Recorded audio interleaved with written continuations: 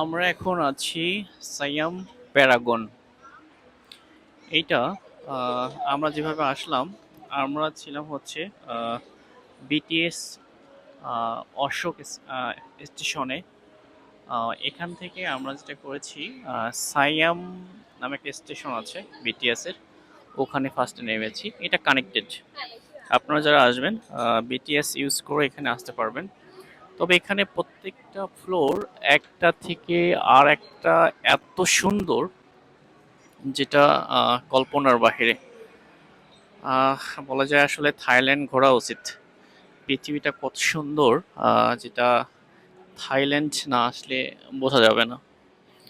এখানে আহ, আমরা যখন প্রত্যেকটা ফ্লোরে যাচ্ছি, একদম অবাক হয়ে যাচ্ছি।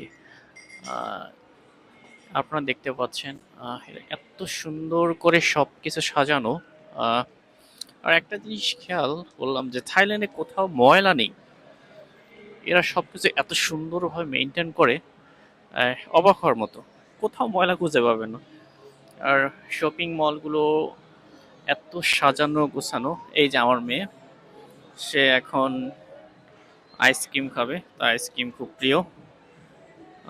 এখানে অনেক খাবার রেস্টুরেন্ট আছে, প্রত্যেকটা রেস্টুরেন্ট বিশাল বিশাল এবং অনেক সুন্দর।